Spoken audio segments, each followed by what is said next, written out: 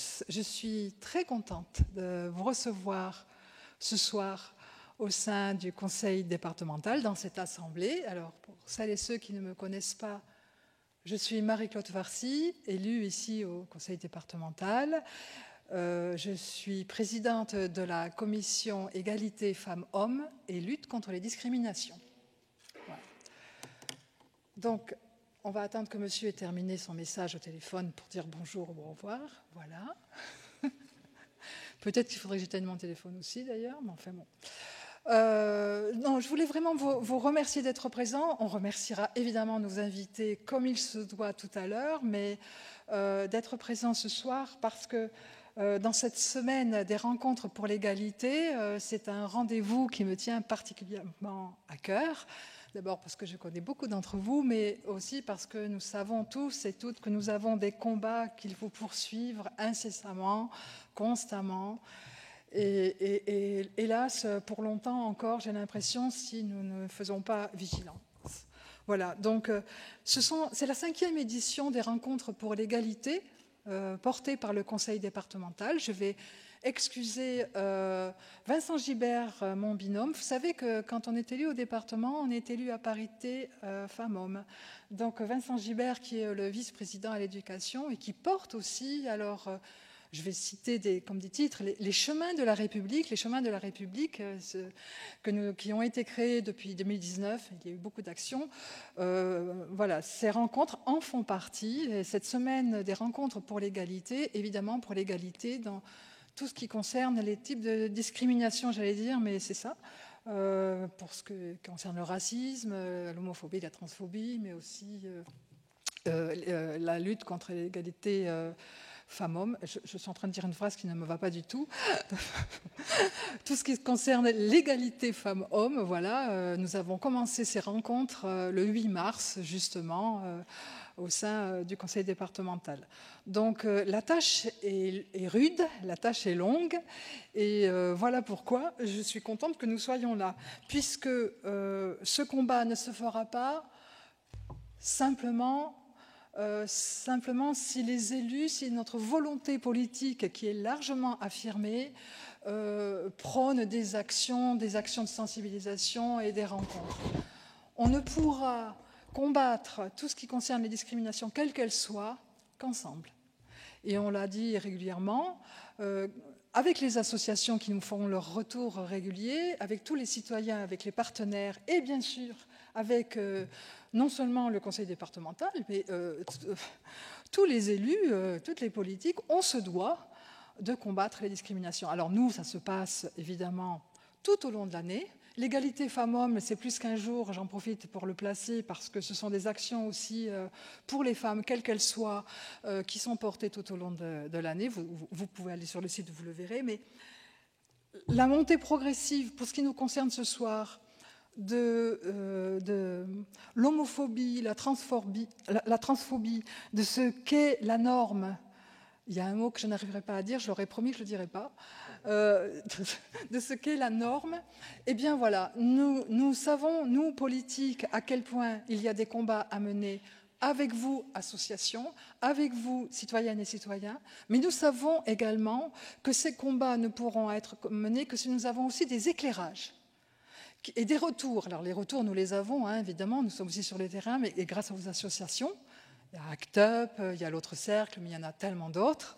Je les salue d'ailleurs. Mais je le dis parce que Michael Durand est là, et il est notre invité également. L'analyse scientifique d'un chercheur va nous aider justement à comprendre cette société qui des fois nous insupporte, pour nous donner les clés, pour nous aider justement à avancer sur ce chemin qui est si périlleux de la tolérance, de la bienveillance, de ce qu'est une norme ou pas, de qui est normal ou pas. Enfin, voilà, ce sont des sujets qui sont graves, hein, quand on voit à quel point en France, eh bien voilà, rien n'est fait si simplement et tout est encore à régler. Et nous avons besoin de Michael, comme nous avons besoin de l'autre cercle pour tout ce qui concerne les discriminations au sein du travail, même au sein du conseil départemental. Ce sont des combats que nous allons mener. Nous avons bâti des plans justement pour combattre, pour l'égalité en tout cas, au sein du conseil départemental, et nous continuons à poursuivre et nous souhaitons poursuivre avec vous. Je vais essayer de ne pas être plus longue, parce que ce n'est pas ma parole qui va compter, mais c'est vraiment la parole des témoignages, quels qu'ils soient, et des vôtres aussi. C'est-à-dire qu'il va y avoir des présentations, mais ce n'est pas moi qui vais les faire. Et je vais vous remercier à nouveau d'être là. Sachez que tous les jours, il y a encore des rendez-vous. Je vais laisser la parole à Morgane.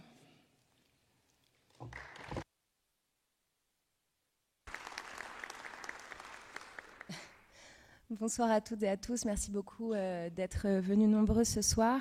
Merci Marie-Claude Farcy pour cette belle introduction et ces mots nécessaires. Je suis ravie parce que c'est mon premier débat au sein du conseil départemental, vu que je viens d'arriver dans l'équipe des missions des chemins de la République. Et je suis assez honorée d'animer ce débat avec les invités sur cette thématique de l'hétéronormativité. Qui me semble assez fondamentale parce que finalement on se penche moins sur la question de la figure du dominant, du groupe majoritaire, et pourtant elle a beaucoup à nous dire et à nous renseigner, et c'est ce qu'on va voir ensemble ce soir. Peut-être rapidement une brève introduction pour reposer les termes du débat et présenter nos invités.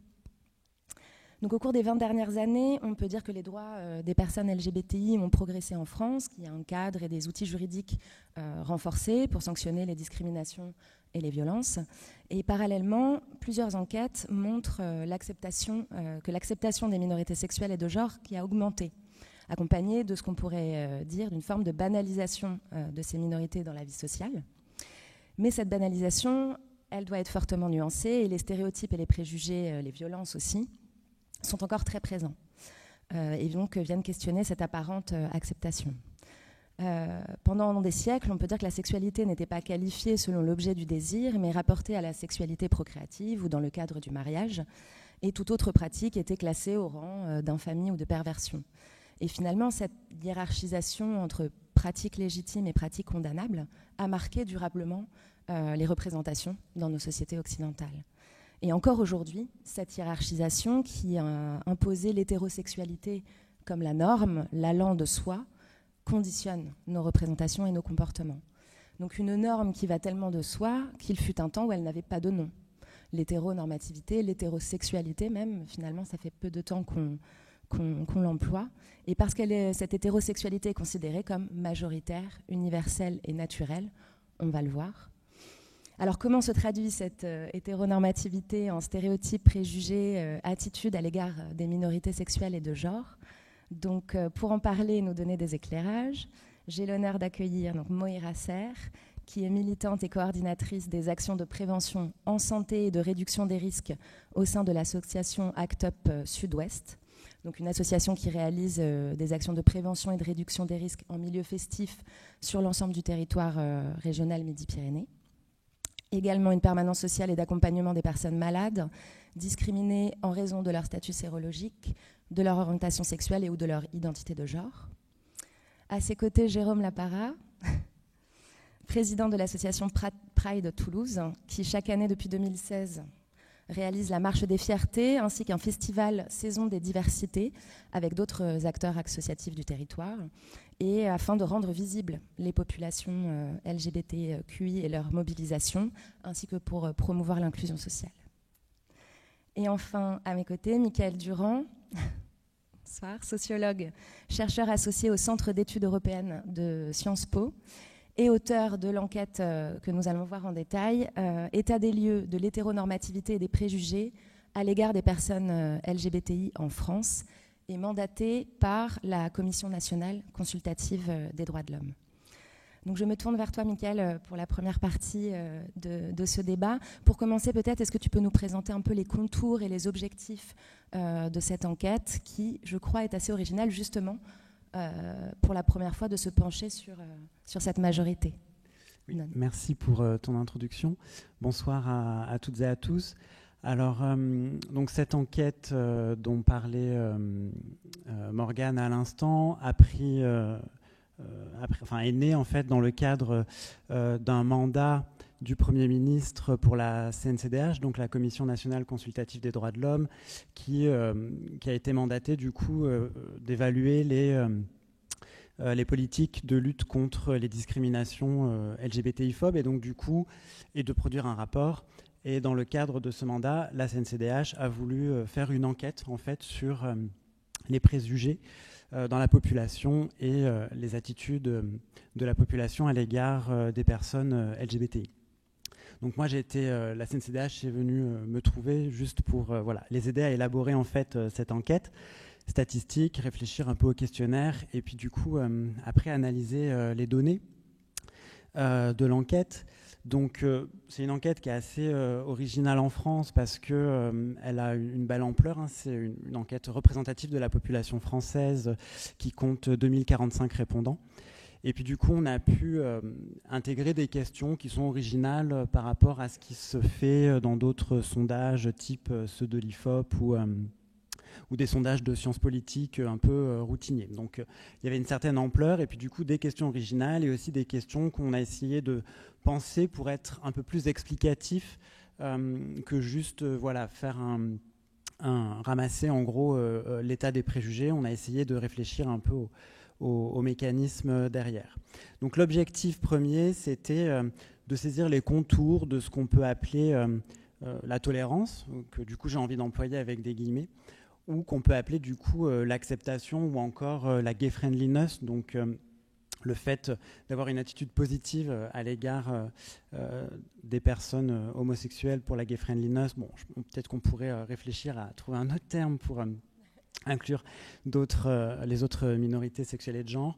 En tout cas, du coup, la gay friendliness, ça commence à être travaillé dans le champ des sciences sociales. Et donc, du coup, on cherchait dans l'enquête à saisir l'intériorisation de ce qu'on appelle l'hétéronormativité et saisir l'intériorisation de l'hétérosexisme.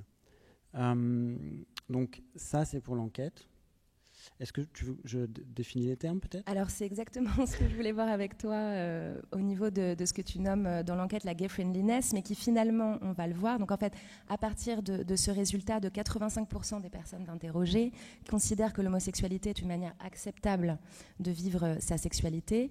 En miroir, 75% des personnes hétérosexuelles accepteraient l'enfant tel qu'il est, mais auraient préféré qu'il soit hétérosexuel. Et donc, ce dont tu parlais, c'est que finalement, on peut parler d'une forme de gay friendliness, mais avec des ambivalences, quand on va un peu plus dans les nuances. Alors peut-être de développer sur ces nuances. Oui. Alors, donc du coup, ce que l'enquête permet de voir, c'est ça. C'est que, d'ailleurs, cette enquête-là, vous pouvez la retrouver en ligne sur le site de la CNCDH, donc à la fois le rapport que j'ai écrit et puis le rapport de la CNCDH qui du coup comprend un condensé de cette enquête stat et puis d'autres chapitres sur l'avancée des droits, des recommandations, des choses aussi par secteur, donc le travail, l'éducation, etc. Donc ces deux rapports sont en ligne et disponibles pour tous et toutes. Et donc du coup ce qu'on peut voir avec l'enquête et qui était important à montrer, c'est du coup des formes d'ambivalence ou de nuance. Donc d'un côté, on va avoir des indicateurs qui montrent une forte acceptation. Donc c'est le chiffre que prenait Morgane à l'instant, donc sur une question assez classique qu'on retrouve dans des enquêtes de sciences politiques, qui est la question, en gros, est-ce que vous pensez que l'homosexualité est une forme acceptable de vie ou une façon acceptable de vivre sa sexualité ? Sur un tel indicateur, 85% des personnes sont d'accord, donc en gros répondent oui, c'est une forme acceptable.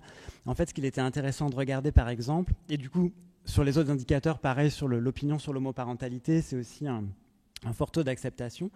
En fait, quand on dit ça, on oublie que derrière, dans les d'accord, il y a aussi ceux qui sont plutôt d'accord. C'est-à-dire que sur beaucoup de ces questions, les possibilités de réponse sont en 4 modalités. Donc il y a les tout à fait d'accord, les plutôt d'accord, les pas vraiment d'accord et les pas d'accord du tout. Et on pourrait penser différemment en fait la lecture de cette statistique en disant qu'on pourrait regarder les différents degrés de réserve finalement, en additionnant les plutôt d'accord, les plutôt pas d'accord, les pas d'accord du tout, ce qui permet déjà de nuancer en fait ces taux assez élevés d'acceptation. Bon, après, il y a plusieurs autres, ça c'est juste une façon qui ressortaient de l'enquête pour nuancer, rappeler qu'en fait il y a des modérés dans les réponses en accord, les réponses positives, il y a des modérés, il y a d'autres nuances que l'enquête fait ressortir. Voilà. Alors on va continuer justement à éclairer et aller peut-être plus en détail sur ces différents indicateurs et les principaux stéréotypes et préjugés révélés. Et une question qui permettra de discuter avec Moïra et Jérôme également. Je voudrais m'attarder sur la question qui était posée par rapport au coming out et qui pourrait finalement nous éclairer sur cette acceptation à double vitesse, comme tu l'écrivais dans le rapport, entre minorité de genre et minorité sexuelle. 70% des personnes interrogées seraient perdues si on leur annonçait l'intersexuation de leur enfant et 43% considèrent que c'est une anomalie à réparer. Et les réponses, plus difficilement, sont plus massives dans le cadre d'un coming out d'un frère ou d'une sœur trans comparé au coming out gay ou lesbien. Donc peut-être développer un petit peu sur cette particularité-là. Oui, alors il y aurait plusieurs façons de dire il y a une acceptation à double vitesse. Ça, c'en est une, c'est-à-dire qu'entre les minorités sexuelles, donc les LGB, et les minorités de genre, les TI, on n'en est pas au même degré ou niveau d'acceptation, on pourrait dire. Et donc, du coup, il y a plusieurs indicateurs, notamment, par exemple, la facilité d'acceptation d'un frère ou d'une sœur. La question était répliquée pour les personnes trans, les personnes gays, les personnes lesbiennes. Et du coup, on voit que les minorités de genre sont moins facilement acceptées. Donc là, c'est un chiffre, si je me rappelle bien, parmi les personnes qui déclarent avoir un frère, qui sont confrontées à la question est-ce que vous accepteriez facilement un frère trans, 58% seulement répondent oui, alors qu'on est de l'ordre de 77 pour un frère gay. Donc il y a un écart de 19 points de pourcentage sur ce type de questions-là. Et en fait, ce que ça pourrait révéler, c'est qu'on est à un stade finalement de la transformation de la norme, en tout cas à un stade de l'hétéronormativité, où la transgression sexuelle est à peu près acceptée, alors qu'en fait la transgression de genre, on en est presque au degré zéro, ce qui est intéressant en fait à constater. En gros, c'est à peu près OK. Enfin, en tout cas, il y a une norme de gay friendliness qui s'est répandue vis-à-vis d'un frère homo et de la transgression sexuelle. Les individus se déclarent en tout cas massivement plutôt OK, mais c'est pas la même chose pour ce qui est de la transgression de genre. Est-ce que Moïra ou Jérôme voulaient prendre la parole sur le sujet? Oui, bonsoir. Par rapport à toutes ces questions de la transidentité et de l'acceptation de la transidentité en général dans la famille, en fait, je pense qu'il y a un parallèle qui peut être fait avec la façon dont les personnes trans sont représentées dans les médias. La représentation des minorités sexuelles, en fait, elle a été faite depuis quand même maintenant pas mal d'années de manière pas forcément bien, et plus ça va, plus on représente quand même les personnes queer de manière correcte, en faisant notamment jouer des personnes concernées les rôles de personnes queer. Mais la représentation des personnes trans, en fait, c'est quelque chose de très neuf et c'est aussi quelque chose qui est fait, qui peut être fait de manière nocive en fait pour la communauté, notamment en faisant jouer par exemple le rôle d'une femme trans par un homme cis, parce que en fait il y a un très bon documentaire dont j'ai oublié le nom, pardon, sur Netflix, sur la représentation des personnes trans dans les médias, où justement voilà, on parle du fait que montrer l'existence des personnes trans comme de personnes normales en fait, et de personnes réelles, humaines, tangibles, et qui sont toujours trans en fait hors de l'écran, c'est primordial en fait pour l'acceptation des personnes trans en général, parce qu'en fait on montre qu'on existe, on montre qu'on est là, ou qu'on est des personnes comme monsieur et madame tout le monde, sauf que on n'a pas le genre qu'on nous a assigné à la naissance en fait. Et ça peut être très simple en fait. Et quand on voit des séries comme Pose par exemple, où la majeure partie du cast est composée de femmes trans qui sont jouées par des femmes trans et qui, une fois sorties de la scène, une fois sorties de l'écran, sont toujours des femmes en fait. On sort de ce carcan de la femme trans est un homme déguisé ou l'homme trans est une femme qui se déguise aussi. Enfin voilà, c'est important d'avoir ce discours-là aussi, de montrer qu'on est des personnes qui sont réelles et qu'on n'est pas juste un fantasme, qu'on n'est pas juste une image et qu'on est là et qu'on n'ira nulle part en fait. Merci, oui, on va aborder toutes ces questions des représentations justement tout au cours du débat et surtout dans la dernière partie sur les leviers peut-être et les pistes d'action à mener. Est-ce que Jérôme, tu voudrais commenter aussi Oui, bonsoir à tous et toutes. En fait, si on a besoin d'acceptation, c'est aussi parce que les gens, il y a une méconnaissance. Il y a un besoin en fait d'éduquer, d'informer et de sensibiliser le public, et c'est ce qu'essaient de faire toutes les associations qui militent dans ce sens, quoi. Et après, je pense que voilà, s'il y a un appauvrissement de la connaissance, il y aura de plus en plus un rejet ou une non-acceptation des choses, et c'est pour cela qu'il faut travailler tous ensemble. Et c'est aussi l'esprit de Pride. Voilà. Merci. Pour souligner justement cette question donc là, de comparaison entre coming out gay ou lesbien ou trans, on avait discuté quand on a préparé le débat qu'on parle du coming out, le coming out, et je trouvais très intéressant que l'un de vous avait souligné qu'on pouvait parler en fait, d'une pluralité de coming out dans la vie quotidienne, que ce soit au travail, à l'école, voilà, dans le cercle familial. Et je voudrais, si ça vous dit, que vous puissiez développer un petit peu sur cette pluralité-là. Qui veut commencer ?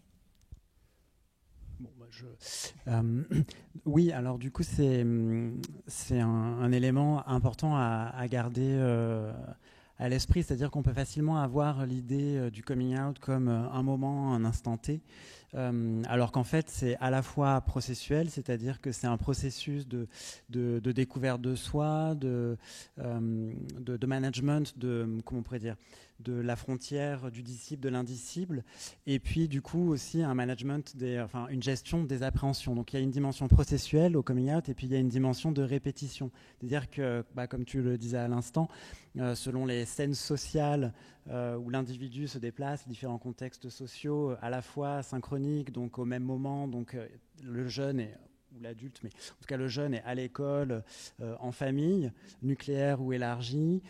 Quand on est adulte, on peut être dans un club de loisirs, et puis au travail, et puis changer ensuite de ville, donc devoir recommencer. Et donc du coup, le coming out, c'est aussi une chose qui se répète. Et le point aussi peut-être important, et là du coup en sciences sociales, j'ai l'impression qu'on n'a pas trop encore réfléchi la question, c'est-à-dire que le coming out reste... la question est travaillée, mais pas sous l'angle des différences selon les minorités, selon chaque minorité du sigle LGBTI, et que c'est en effet pas la même chose de faire un coming out en tant que femme lesbienne ou en tant qu'homme gay. Ça appelle pas les mêmes représentations sociales dans la tête des gens. C'est pas la même chose de faire un coming out homo que de faire un coming out trans. Et sur cette question-là, on n'a pas tellement de données, qu'elles soient empiriques ou théorique. Peut-être pour compléter, j'avoue qu'en fait, moi, c'est ce que je disais tout à l'heure en aparté, moi je suis un peu une militante anti-coming out, dans le sens où j'ai l'impression qu'en fait, faire son coming out, créer un moment en fait, pour faire un coming out, c'est vraiment donner l'opportunité aux gens de dire non, de dire en fait que c'est pas acceptable, c'est demander et essayer de prouver à l'autre que la façon dont on existe est acceptable, alors qu'en fait, juste si on existe. Moi, j'essaye de faire ça dans mon quotidien. J'essaye de ne plus en fait faire de coming out. Je dis juste, par contre, je suis une femme. Je ne dis pas, bon voilà, il faut que je vous annonce quelque chose, etc. Pour moi, c'est vraiment important d'avoir ce rapport-là, de pas laisser l'opportunité à l'autre de dire non et de pas laisser l'autre se soustraire à juste la façon dont on existe. On existe. Il n'y a pas de remise en question possible en fait. Et c'est un peu un lien qu'on pourrait faire sur la notion de choix de l'identité de genre ou de la sexualité. Il y a beaucoup de personnes qui pensent que être queer c'est un choix. En fait, bon, que ce soit un choix ou pas, en fait, on s'en fiche. Moi, je suis là partisan de dire que ce soit un choix ou non, en fait, on doit juste accepter les choses comme elles sont. On est là, on va aller nulle part. En fait, on est queer, on est là depuis la nuit des temps, et on ne peut pas, que ce soit un choix ou non, on s'en fiche. Par contre, quelque chose qui est un choix, c'est le choix de politiser son existence. Je pense que vous pouvez le voir. Moi, j'ai un peu un look flamboyant, j'ai les cheveux vert fluo. Enfin, je choisis quand même de me mettre en danger dans une certaine mesure, parce que je sais très bien que en sortant de chez moi, je risque de me faire frapper, de me faire tuer, de me faire insulter, prendre en photo. Enfin, c'est des choses. Je sais que ça existe, mais je préfère le faire parce que il y a quelque chose de viscéral en fait dans le fait d'exprimer comment je me sens, et je me dis aussi que si je peux donner l'opportunité à n'importe qui, que ce soit un enfant, que ce soit une personne adulte, de juste se dire en fait c'est possible d'exister pleinement et d'assumer sa vie à 100%, si je peux juste donner l'opportunité à quelqu'un de faire ça, en fait je pense que j'ai réussi ma mission sur cette terre.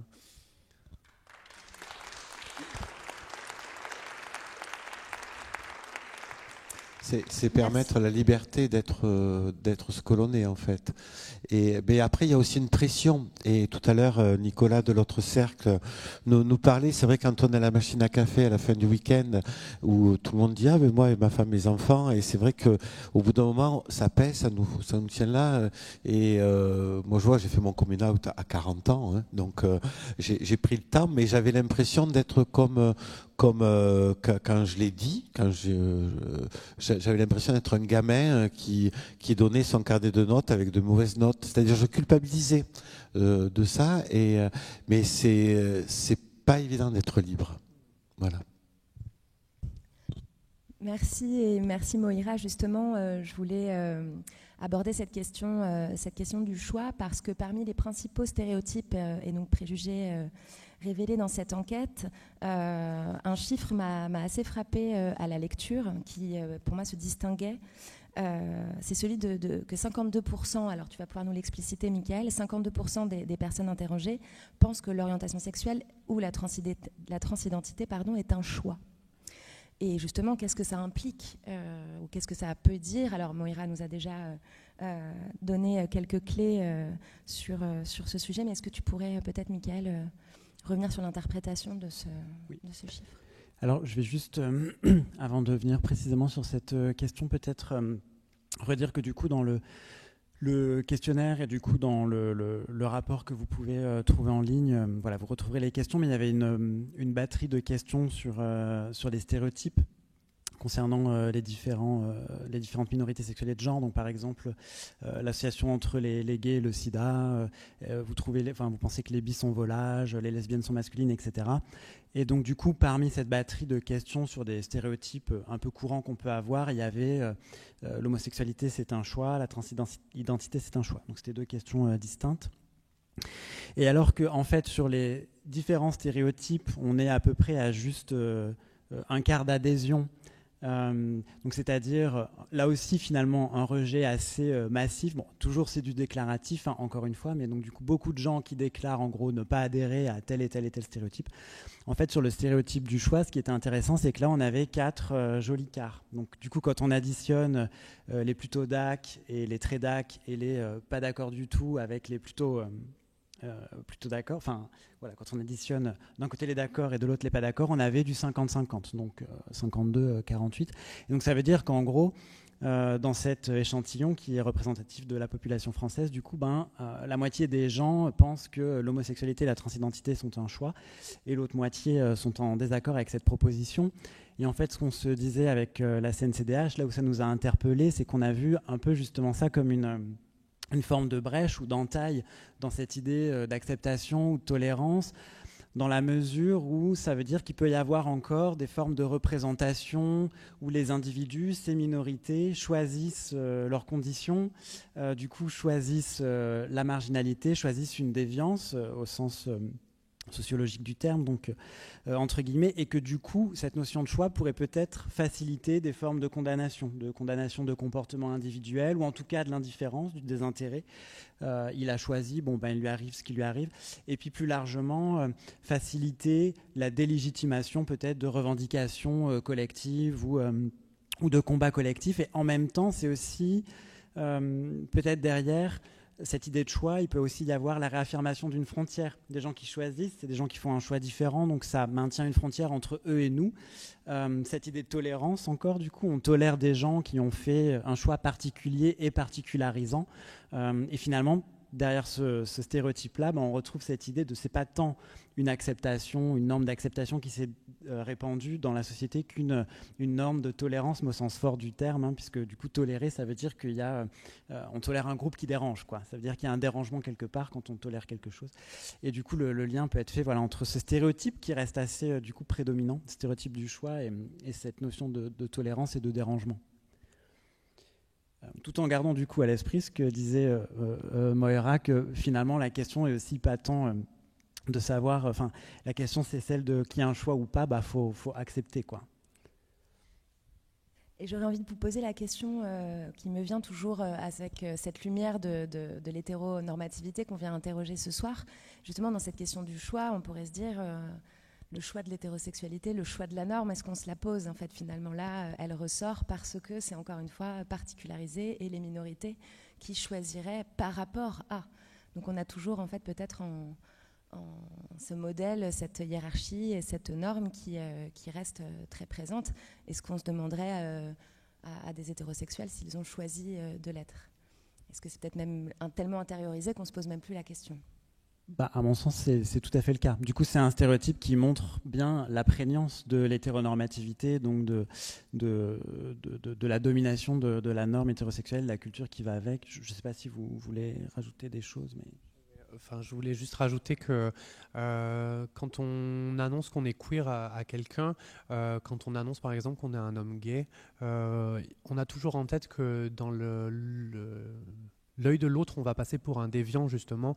Il y a tout ce champ de stéréotypes qui arrive, on va baiser tout le temps, partout, qu'on ne se protège pas, qu'on est déni à MST. Enfin, il y a quand même toutes ces idées préconçues sur les personnes et sur les différentes minorités sexuelles et de genre qui pèsent aussi sur les personnes et qui sont la source aussi de beaucoup de souffrances et qui sont aussi la raison pour laquelle les personnes ne vivent pas en étant out tout le temps, parce qu'on sait qu'on risque pour notre vie, on sait qu'on risque pour nos cercles sociaux, etc. Et quand on parle de choix, quand on parle du fait d'assumer, etc. Enfin, c'est un très gros mot quand même que d'assumer une sexualité, de se dire voilà, je vais assumer quelque chose comme si j'étais fautif de quoi que ce soit. On n'est pas fautif ou fautif de notre orientation et il y a quand même tout un cheminement hyper important à faire par rapport à ça. Oui, je rajouterais aussi que souvent, dès qu'on est obligé, dès qu'on fait notre coming out, après, automatiquement, dans cette idée hétéronormative, on pense de suite à la sexualité. On pense à l'acte sexuel. C'est-à-dire à croire presque que la personne et que ça le nourrit dans ses fantasmes presque et on peut pas s'en empêcher parce qu'on a été éduqué comme ça, on a été formaté comme ça. Donc c'est tout un travail de longue haleine de devoir maintenant un peu reformater, tout débrancher et tout réexpliquer, mais ça va prendre du temps. Merci Jérôme, ça me permet de vouloir faire la transition avec une deuxième partie de notre échange sur plutôt les discriminations et le vécu des personnes en situation de minorité. Donc on a vu là à travers ces différents exemples, les résultats, donc une tension entre une acceptation apparente, mais quand même révélée par ces pourcentages, mais malgré tout des nuances qui induisent autre chose. Et donc, je voulais dire qu'en parallèle, donc on a une évolution du cadre juridique qui malgré tout est assez marquée depuis 82, en passant par 85, la loi contre les discriminations à l'embauche d'accès aux biens et services en raison de l'état de santé. En 2004, la loi réprimant les propos homophobes. Jusqu'à dernièrement, en 2021, l'ouverture, l'accès à la PMA aux couples de femmes. Donc on voit quand même qu'à ce niveau-là, ça bouge un petit peu. Mais malgré tout, la persistance d'agressions, d'actes de violence, qu'elles soient d'ailleurs physiques ou verbales. Les violences également sont très présentes. Et donc pour entamer la deuxième partie de notre échange concernant les discriminations et les inégalités, je voudrais partir d'un raisonnement, mais qu'on vient d'évoquer ensemble, de finalement vivre dans un système hétéro quand on est hétéro, c'est comme exister de fait, on pourrait dire. Alors que vivre dans un système hétéro quand on est homo ou trans ou autre LGBTQI+, c'est devoir faire des choses que les autres hétéros n'ont pas à faire pour exister. Et justement, Jérôme, tu parlais malgré toi, je suis obligée de... Alors qu'en fait, on aurait envie de ne pas l'être. Et donc finalement, la question que j'aurais, c'est le privilège de la norme. Ce n'est pas une première violence, ce n'est pas la première des violences. Je voudrais vous faire rebondir là-dessus. De toute façon, dans un système, il y a des bénéficiaires et des détributaires. Et dans le monde hétéropatriarcal dans lequel on vit, forcément, oui, les personnes hétéros sont bénéficiaires du système. Et on doit toujours justifier de l'existence. En fait, à partir du moment où on est minoritaire, on pose la question de la légitimité à exister et de est-ce qu'on doit accepter ou non. Et c'est pour moi... Forcément, c'est quand on est enfant et qu'on voit qu'on n'est pas vraiment comme les autres, ça commence très tôt en fait. On nous demande déjà si on aura une amoureuse ou un amoureux, etc. On attend déjà de nous, même avant même d'être né, quand on sait si on est un garçon ou une fille, première violence, on n'en sait rien. On a un individu dans le corps et on doit faire avec. Il y a une pression en fait sociale avant même la naissance à exister, à être et à se conformer à une majorité. Et malheureusement, cette majorité, elle ne convient pas à tout le monde. Et quand on y réfléchit, j'ai l'impression qu'elle ne convient pas à grand monde. Il y a quand même... se cantonner à une façon d'exister très normée, très codée et ne jamais se permettre de transgresser, en fait, c'est là la première violence. Et c'est toute la volonté du mouvement queer qui voulait se soustraire. C'est pour ça que quand on parle de LGBTI, LGBTQI, etc., moi je suis toujours pour qu'on ne mette pas le cul en fait, dans le LGBT, parce que queer, c'est un mouvement politique à contresens de LGBT qui voulait se défaire des étiquettes et donc mettre dans ce champ les étiquettes, dans tout ce panel d'étiquettes, l'étiquette de la non-étiquette, c'est complètement un contresens, je trouve. Mais c'est la volonté de ce mouvement de se soustraire à ça, en fait, de sortir de cette pensée moyenâgeuse de un papa et une maman, on ment pas aux enfants. Aujourd'hui, on peut faire mieux, en fait. Jérôme, est-ce que tu voudrais rebondir ? Et en même temps, c'est pour un enfant, je trouve que c'est rentrer dans la vie comme ça, c'est dur. Par exemple, automatiquement, même dans les jouets, tout ça, tout est formaté dans le garage. Alors, on y vient de plus en plus, on commence à ne pas genrer les jouets ou genrer les choses, mais dans les familles, puisque c'est surtout là, dans les familles, c'est très dur de faire sauter ces barrières, et c'est très dur pour un enfant de s'affirmer, parce que d'entrée, dès qu'on est tout petit, on se sent pas normal. Et alors qu'on est ce qu'on est, donc on est le plus naturel possible, et c'est peut-être là où on est normal, parce qu'on s'affirme avec ce que l'on est, et non pas par rapport à ce que les autres veulent que l'on soit.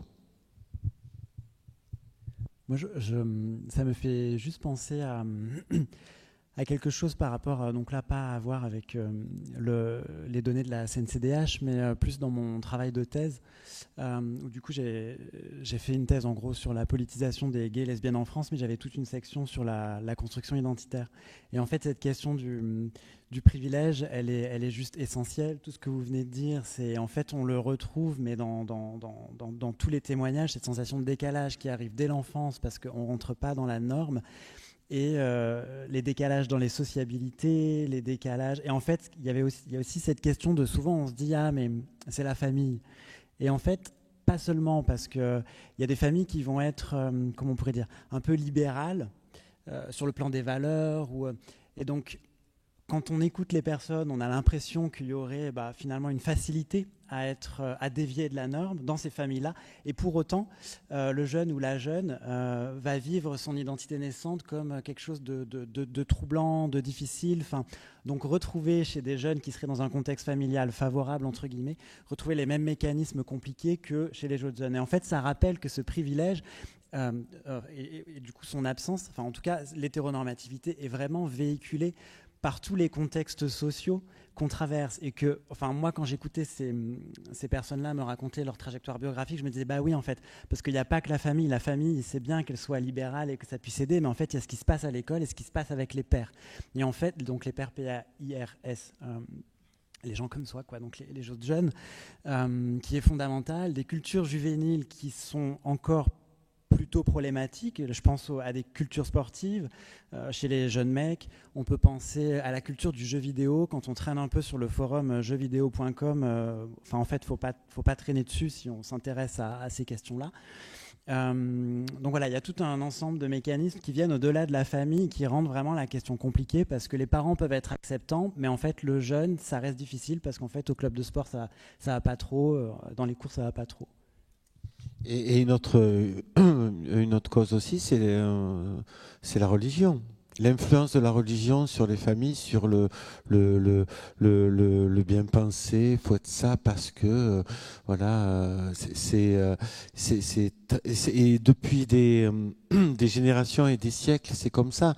Donc c'est vrai que je pense que toute l'évolution de la société par rapport aux acquis que nous avons eu dans les 10 dernières années, puisqu'on fête les 10 ans du mariage quand même déjà cette année, c'est énorme par rapport à tout ce passif historique et de pression politique, religieuse, voilà.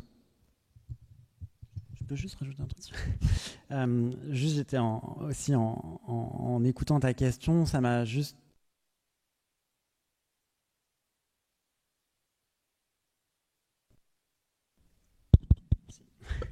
oui, ça me faisait juste penser que cette question en fait du privilège, on la retrouve du privilège de la norme en fait dans toutes les figures de minoritaires, quoi. Donc chez les personnes racisées non blanches, il y a par rapport au reste de la communauté, le privilège d'être blanc, c'est un privilège important, et du coup, ça serait intéressant. Bon, là, moi, j'ai pas, mais c'est quelque chose qui me travaillait du coup et qui me travaille quand je travaille justement, mais d'essayer de voir qu'est-ce qui diffère des minorités à l'autre, alors qu'il y a des mécanismes communs de pouvoir, des mécanismes communs d'invisibilisation, mais qui sont pas tout à fait les mêmes. Et du coup, je pense qu'on gagnerait aussi en connaissance. Bon, mais ça, du coup, c'est mon boulot, et bon, c'est à venir, mais à mettre en parallèle, à comparer un peu finement les trajectoires biographiques de différents types de minorités, d'arriver à voir comment se manifeste le privilège d'être blanc et l'absence de ce privilège-là, comparer ça avec le privilège d'être hétéro, son absence, etc., et que ça donnerait un peu des outils. Et je peux me permettre encore juste une remarque, ça me faisait aussi cette histoire de religion. Je pense que, du coup, c'est un des points importants en fait pour comprendre la minorisation qui concerne donc le rapport de pouvoir qui concerne les LGBTI, les minorités sexuelles et de genre. Et il y a donc premier mécanisme qui fait la différence en fait avec les autres minorités, enfin en tout cas autres. Qui ne soient pas des minorités religieuses, mais donc un rapport de pouvoir à travers la religion. Et puis une autre chose qui revient à une question que tu posais tout à l'heure, dont a parlé aussi un peu Moira, de ce qu'on disait tout à l'heure de la moins bonne acceptation des minorités de genre par rapport aux minorités sexuelles. En fait, il y a toute une histoire pour ces minorités-là de pathologisation dont les minorités sexuelles se sont plutôt débarrassées, alors que ça reste en fait sur les minorités de genre. Et donc du coup, ça, ce que je veux dire, c'est juste que histoire religieuse et histoire de la pathologisation de ces minorités-là, à travers le rapport à la médecine, le fait que ces catégories, enfin, notamment homosexualité et hétérosexualité, sont nées au sein de cercles médicaux à la fin du 19e siècle, notamment la psychiatrie, etc. Ce sont deux processus socio-historiques importants de fabrication et qui sont de ces minorités-là et qui sont spécifiques à ces minorités-là comparés à d'autres. Enfin voilà, si on pense par exemple aux minorités ethno-raciales, bon, bah là c'est le rapport de pouvoir à travers l'esclavage, mais pas tant une question d'histoire religieuse ou d'histoire de pathologisation médicale. Et donc sur cet axe-là, bah, a priori, j'aurais l'intuition de dire que c'est cette histoire de pathologisation plus forte des minorités de genre qui fait qu'il y a ce différentiel aujourd'hui entre LGB et TI. Alors justement, peut-être on va passer directement à cette question-là pour que je puisse rebondir dessus avec toi, Moïra. Si tu veux commencer, je voudrais aborder la question justement de la santé et de l'accès aux soins. Donc ACT UP, vous œuvrez beaucoup sur ces questions-là. Mais je m'étais dit, donc voilà, dans cette partie sur les discriminations, on est plus sur le vécu et aborder la question des violences finalement que l'hétéronormativité va induire sur les minorités. Dans le champ de la santé, et ça fera le lien aussi avec la santé mentale et l'impact que ça peut avoir sur les personnes. Est-ce que, Moïra, dans ce champ de la santé, donc de l'accès aux soins, malgré, on peut dire qu'il y a une forme de consécration constitutionnelle du droit à la santé, on voit qu'il y a une persistance des inégalités d'accès aux soins qui puisent, donc on est en train de le démontrer ensemble, ses racines dans l'hétérosexisme. Est-ce qu'on peut peut-être aborder un petit peu cette différence entre homosexualité et transidentité, considérées donc comme des pathologies, tu viens de le dire, Mickaël, et ce référentiel finalement au corps normé dans l'aspect médical? Justement, du coup, ce que tu disais, ça me faisait penser à la médicalisation des corps trans et des corps intersexes. Aujourd'hui, du coup, depuis alors je ne vais pas dire de date parce que sinon je pense que je vais me tromper, mais c'est très frais en fait le fait que la transidentité ne soit plus considérée comme une maladie mentale. Ouais, 2018, quelque chose comme ça. On est quand même, voilà, aujourd'hui on est en 2023. C'est très frais quand même. On nous considère toujours comme des monstres de foire, etc. Mais il y a quand même une réponse médicale face à la question trans qui est une normalisation et une banalisation en fait des actes de chirurgie sur les personnes majeures, et aussi la normalisation de la médicalisation des parcours trans en général. Je pense notamment au documentaire Petite fille qui a fait quand même beaucoup parler de lui, où on voit l'expérience d'une jeune fille de 7 ans, quelque chose comme ça, qui est potentiellement une trans. Et en fait, on lui propose d'office un parcours médical. Alors, évidemment, ce parcours médical, il a sauvé la vie de beaucoup de personnes, et on peut, moi je sais, j'en ai pas eu, j'y ai pas eu accès, mais je sais pas si j'en aurais eu envie.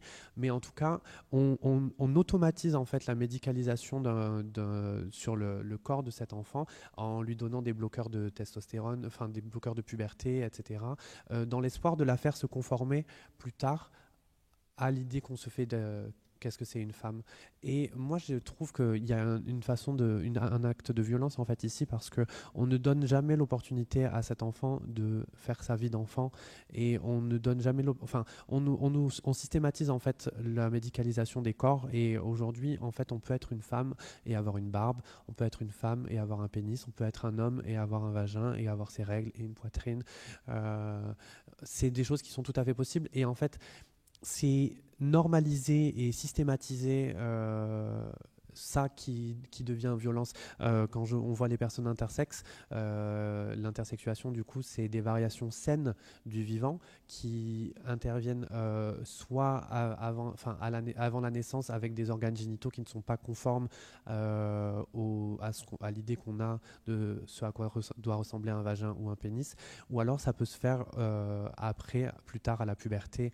Par exemple, un garçon, une personne assignée garçon qui va avoir une puberté où il n'aura pas de testostérone pendant sa puberté et donc va développer une poitrine, etc. Enfin voilà, il y a 1001 façons d'être intersexe, mais par contre, il y a des violences qui sont réelles sur des opérations qui sont faites sur des enfants sans forcément la connaissance des parents, parce qu'il faut absolument normaliser le corps de l'autre. Il faut qu'on rentre dans ce moule et ça, c'est complètement intolérable et ça fait partie des choses contre lesquelles on milite quotidiennement à ACT UP, par exemple, et dans la plupart des assos LGBTI de France.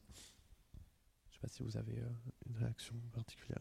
Peut-être, Mickaël, justement, ce qu'on voit bien dans ce que tu viens de décrire, Moïra, revenir justement sur cette construction des normes de genre, donc qui fait partie de l'hétérosexualité. Est-ce que tu veux peut-être sociologiquement nous en dire un petit peu plus, peut-être comment on pourrait, je sais pas, mais là se réinterroger aujourd'hui sur ce carcan binaire, en fait, comment peut-être le même mécanisme de construction ou partie prenante en tout cas qui est peut-être différent de la sexualité et qui en même temps a des préférences sexuelles, des pratiques.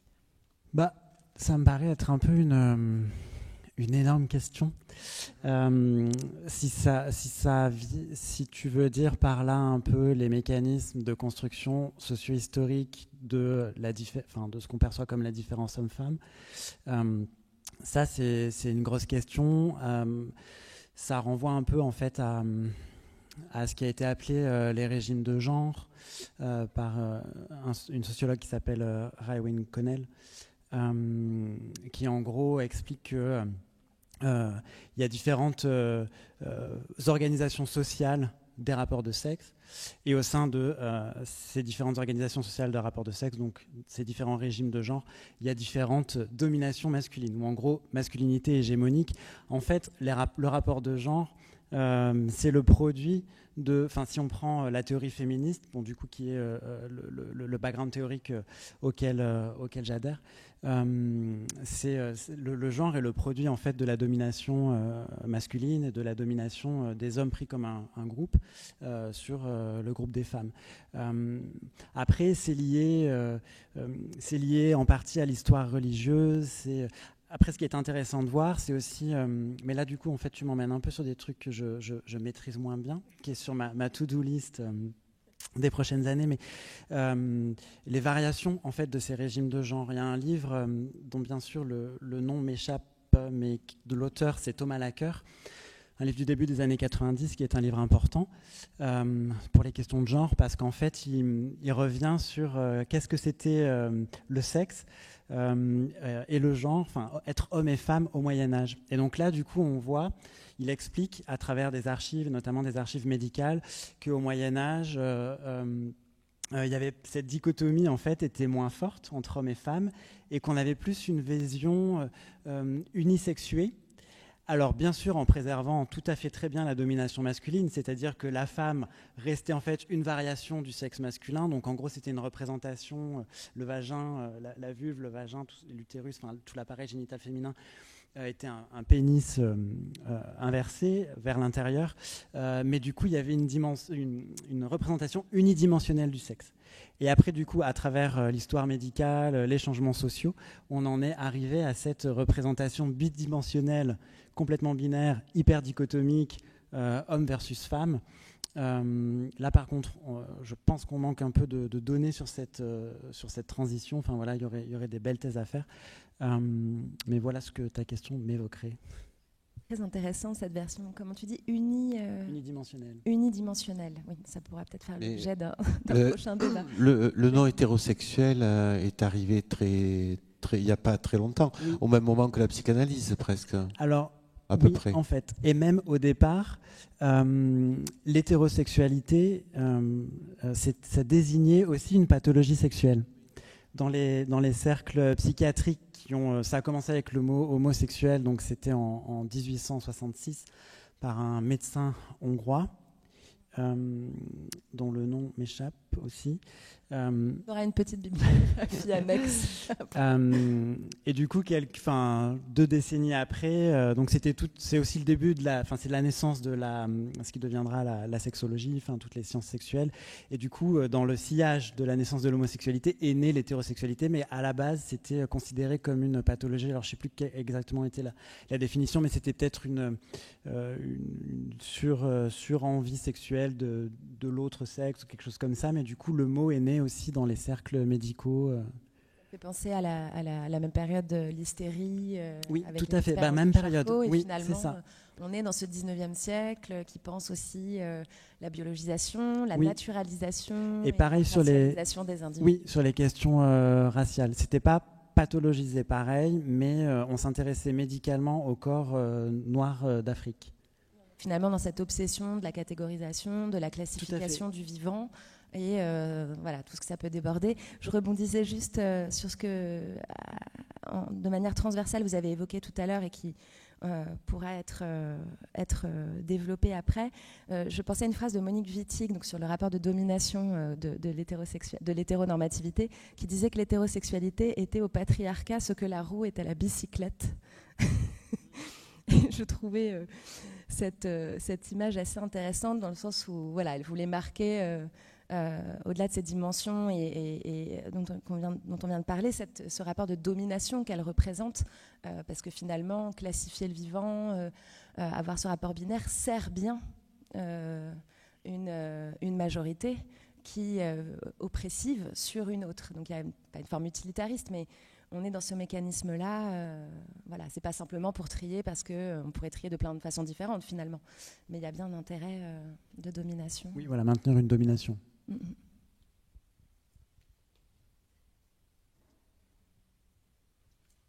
Pour revenir, Moïra, on parlait donc du champ de la santé et des problématiques pour rester dans cette thématique des violences et du vécu des minorités.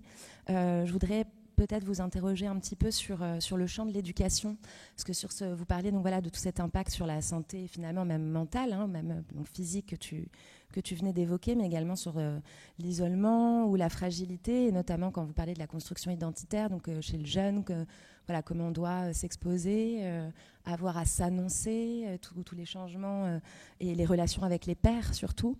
Un des rapports de l'enquête IFOP et la Fondation Jean Jaurès donc, de 2018 pour la DILCRA, la délégation pour la lutte contre les discriminations au niveau du ministère, montrait que le milieu scolaire serait le plus exposé aux agressions avant le transport, la rue, le travail ou la famille, ce qui est quand même assez énorme.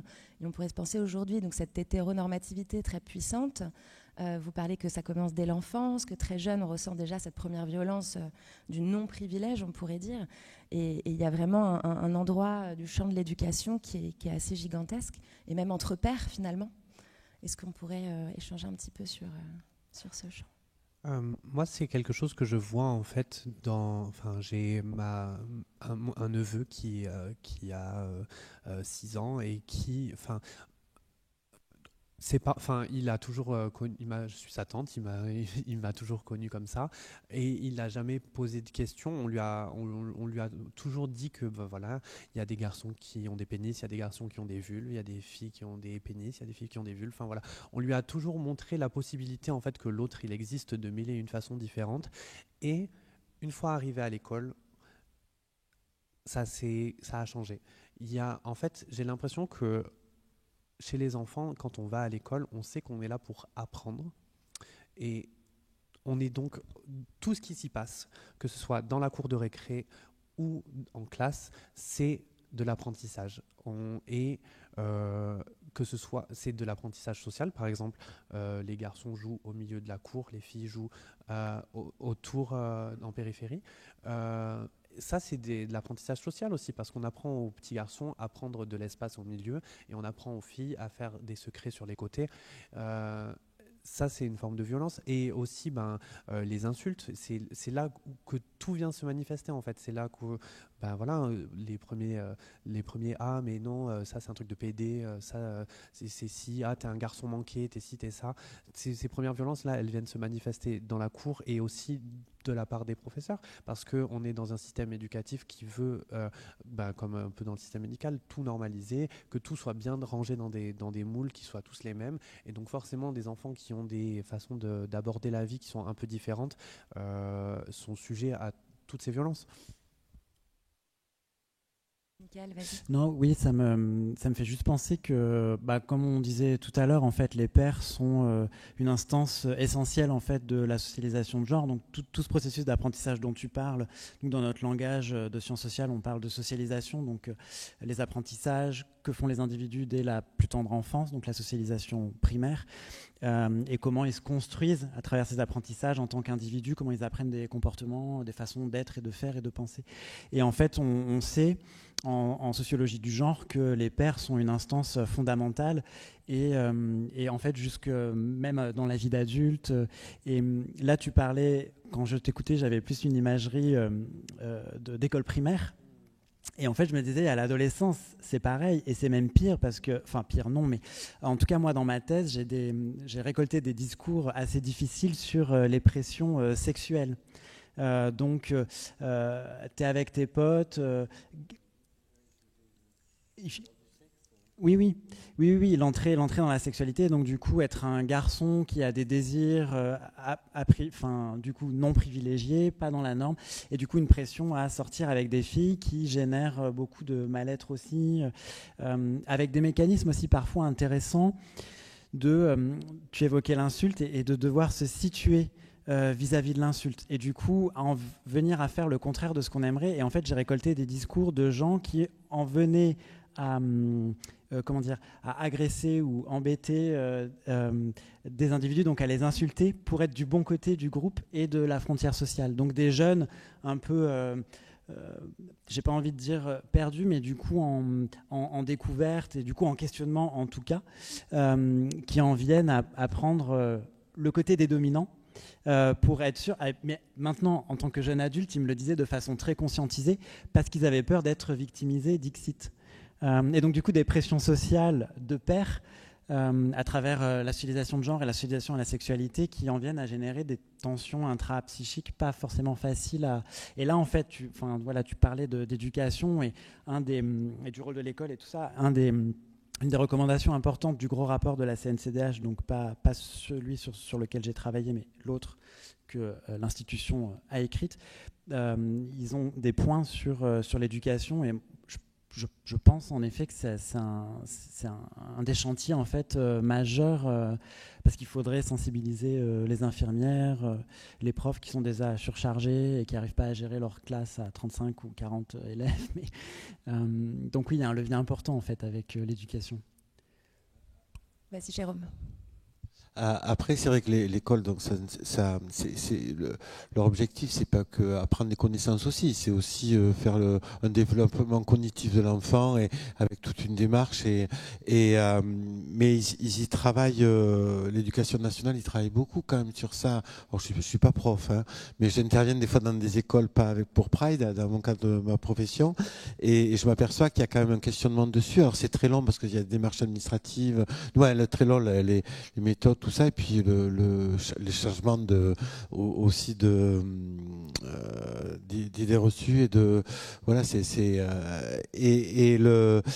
il y a un effort énorme par rapport à ça, et puis il y a une grosse différence entre quand même tout ce qui est le primaire, le secondaire, et après le secondaire avec lycée, où là il y a plus d'ouverture, il me semble, au niveau des lycées que déjà des collèges et que déjà des primaires. Et peu importe l'effectif du lycée. Il peut y avoir des petits lycées avec des acceptations. On peut le voir, ça même en milieu rural, où il y a des événements qui se sont faits ou qui sont assez étonnants, quoi. Mais c'est parfait, Jérôme, parce que je voulais justement te poser une question sur, sur le milieu rural. Je trouve aussi intéressant. Alors, on n'aura évidemment pas le temps d'aborder tous les champs dans lesquels les violences et les discriminations s'exécutent et dont on pourrait développer.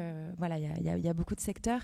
Mais je trouvais intéressant, parce qu'au niveau du conseil départemental, évidemment, et du territoire haut-garonnais, qu'on aborde la question voilà, entre ville et ruralité, qui est peut-être un endroit d'invisibilisation ou d'isolement pour certaines personnes et minorités, peut-être avec moins d'accès à des associations, à des pairs ou à des moyens de se rencontrer, voilà, au niveau des déplacements. Est-ce qu'on pourrait peut-être aborder un petit peu cette question-là, Jérôme? Est-ce que tu voudrais commencer? Alors, en milieu rural, il y a des actions qui se font, notamment dans le département 31, avec, du côté de Saint-Gaudens, avec l'association Accept, qui met en place un projet fort intéressant d'un bus itinérant, un centre LGBT itinérant. Alors, je ne sais pas où ils en sont, mais en tout cas, toujours leur idée, leur idée est super. En fait, à la place que les gens se déplacent dans un lieu où ils peuvent être repérés, puisque c'est ça aussi dans le milieu rural. Tiens, il est rentré là, lui. Oh, dis donc, t'as vu. Et alors qu'il y a plus d'anonymat quand même en milieu urbain. Et donc là, ils décident, ils font un bus avec une possibilité donc d'expo et même de trod aussi. Ouais. Et voilà. Après, oui, il fut un temps dans le milieu rural, on disait pour vivre bien, vivons cachés. Et souvent, beaucoup ont migré vers les villes pour pouvoir vivre pleinement leur sexualité avant tout. Mais il y a toujours eu dans le milieu rural, ces deux garçons, ils vivent ensemble. C'est deux vieilles filles ou ces deux vieux garçons, voilà. Mais je trouve que il commence à y avoir aussi quand même les gens dans le fond ne sont pas méchants vis-à-vis ou agressifs en milieu rural vis-à-vis des personnes LGBT, plus la seule par rapport à des témoignages que j'ai eus, sauf par rapport aux personnes transgenres. Voilà, c'est le public le plus touché par une haine en fait. Mais je ne sais, c'est pas expliqué. Et après, en même temps, quand ils vont, quand ces personnes-là vont porter plainte à la gendarmerie, ou ils sont très mal reçus par rapport à ça. Parce que autant dans le milieu en ville, les commissariats, tout ça commence à s'intéresser, à être formés par rapport à ça. C'est pas le cas totalement en milieu rural. Donc il y a des gens c'est arrivé moi d'une personne transgenre en pleine campagne qui va porter plainte parce qu'elle avait eu le malheur en fait d'habiter à côté d'une école et donc chaque fois qu'elle sortait de chez elle, elle était agressée par les parents et qui ne voulaient pas que en fait elle sorte de chez elle quand les parents allaient chercher les enfants. Mais on a la liberté d'aller et de venir et voilà. Et donc elle est allée porter plainte à la gendarmerie et puis la gendarmerie ont joué sous le fait en insistant sur son identité en fait sur ses papiers alors que non, c'était elle quoi. Et c'était une souffrance, c'était vraiment dans l'appel que j'avais eu à ce moment-là, c'était un désespoir et moi je me sentais impuissant. Donc après je l'ai renvoyé et c'est aussi le but de Pride, de renvoyer sur des associations qui sont plus compétentes dans le domaine. Est-ce que tu veux réagir? Je te voyais prendre. Ouais, juste en fait entendre ça me fait vraiment ça m'énerve en fait parce qu'il y a toujours cette idée que les personnes queer sont un danger pour les enfants, un danger pour et aussi, je pense quand on n'est pas queer, il faut avoir conscience de ça. Les personnes queer grandissent en ayant vraiment dans l'idée que dans la tête de l'autre, donc on est des déviants, on est des pédocriminels, qu'on est des violeurs, il y a quand même, on doit grandir et on doit se construire. Quand moi j'ai grandi, j'ai été au lycée pendant les débats sur le mariage pour tous, et tous les jours à la télé j'entendais que les gays étaient des pédocriminels, quoi. Et il faut grandir, et moi j'habitais en campagne aussi, il faut grandir en ayant conscience de ça. Et c'est quand même, ça pèse lourd sur la façon dont on va se réaliser en tant qu'adulte et dans la façon dont on existe en tant que jeune. Et moi, ça me révolte en fait d'entendre ce genre de discours, en fait, qu'il ne faudrait pas montrer aux enfants qu'est-ce que c'est être queer.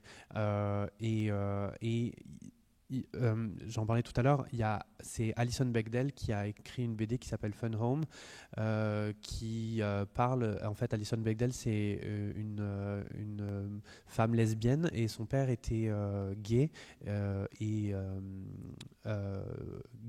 je l'ai dit, je viens de le dire, pardon, était gay et dans le placard, voilà, pardon, et en fait son père s'est suicidé, et elle parle de toute son histoire, en fait, avec comment elle a découvert que son père avait des histoires avec des hommes, etc. Et elle parle de ça. Un jour, ils vont dans un diner, ça, avec son père, pendant un voyage, et elle voit une lesbienne butch, hyper masculine, et elle a eu comme une sensation de chez soi, comme si elle voyait quelque chose qui la renvoyait à une possibilité d'exister, en fait, et quelque chose de viable et quelque chose de bien. Et c'est ce que je disais tout à l'heure, en fait, quand on a des personnes queer qui vivent leur vie à 100%, qui se cachent pas et qui n'ont pas honte de qui elles sont, on donne l'opportunité, en fait, aux enfants et aux autres de se donner la peine d'exister pour de vrai. Et pour moi, c'est vraiment primordial. Et c'est pour ça, en fait, dans ma famille, j'ai les deux cas de figure. J'ai des gens qui parlent à leurs enfants de qu'est-ce que c'est être gay, qu'est-ce que c'est être trans, etc. Et d'autres qui ne veulent pas du tout que ça en parler, parce qu'ils ont peur de créer de la confusion dans la tête de leurs enfants. Et en fait, les enfants ne sont pas débiles. Si on leur explique clairement les choses, ils comprennent. Et justement, je pense que c'est en banalisant, entre guillemets, le fait d'être hors norme, et le fait de ne pas rentrer dans un moule, et de ne pas rentrer dans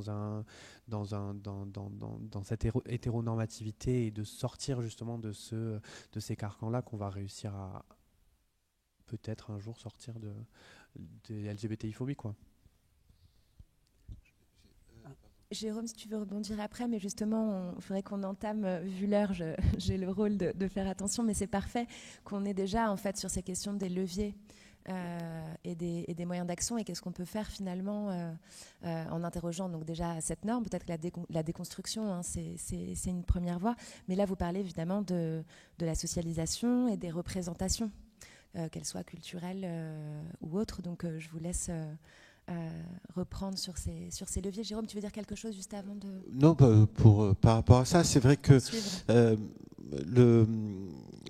de plus en plus, que ce soit, on en l'a vu ces derniers jours, des mouvements extrémistes qui sont haineux, qui sont dangereux, et qui sévissent aussi en milieu rural, ou dans de plus petites villes, et si on regarde, il faut toujours pareil, on en parle, tu en parlais tout à l'heure avant de la mémoire, qui est important, et c'est vrai que si on se réfère à l'histoire et qu'on prend la curiosité d'aller voir les journaux des années 30-36, on s'aperçoit que, alors c'était pas forcément, il y en avait contre les LGBT, mais c'était contre d'autres, entre guillemets, minorités. C'est les mêmes façons de faire. Et après, je pense que par la culture, c'est un bon moyen de sensibiliser les gens, parce qu'il peut y avoir un échange avec aussi le travail de l'artiste qui est derrière. Tout ce qui est artistique permet aussi de pouvoir faire passer plus facilement les choses. Donc beaucoup d'associations le font. Dans notre collectif, il y a Diam qui le fait avec son festival des images homo. Il y a plein de... Je ne vais pas citer toutes les associations, mais on a tous compris qu'il fallait qu'on sensibilise par la culture ceci, et notamment aussi en milieu rural. Et c'est un truc tout simple, aller dans des lieux où les gens n'ont pas l'accès à la culture, c'est de moins en moins quand même, fort heureusement, mais pour échanger, pour éveiller la curiosité. Et souvent, on est très étonné de l'accueil que l'on peut avoir en milieu rural concernant justement le monde LGBT. Moi, alors je suis drague de métier, et donc je peux vous dire que je travaille des fois dans des petits villages où presque on me fait signer des autographes. Donc l'acceptation, elle est là, quoi. Le regard de l'étranger qui peut impressionner et en même temps fasciner aussi avec le côté spectacle. Est-ce que vous voulez continuer sur ces leviers, donc sur les représentations, sur l'accès à la culture évidemment, qui est un vecteur de modification? Est-ce que Michael Moira, par exemple, Michael, peut-être repartir de l'enquête, mais après aussi de ton... Ouais, juste avant ça, j'aimerais juste faire un commentaire sur le cas du milieu rural. En fait, en t'écoutant, je me demandais s'il ne faut pas questionner, et ça rejoint, je crois, un peu ce que disait Moira aussi, mais s'il ne faut pas questionner quelle forme d'homosexualité est présentée. Donc, qu'est-ce qui est donné à voir de ça dans la question de l'acceptation? Peut-être que c'est d'autant mieux accepté en milieu rural qu'on montre deux garçons bien cis comme il faut, masculins en couple, qu'un jeune homme chez qui il y aurait beaucoup de turnover de partenaires, qui est aussi une des formes de vie gay, dans les pia-pia-pia que peuvent faire les gens dans le dos des individus, où il y a un peu peut-être la question de...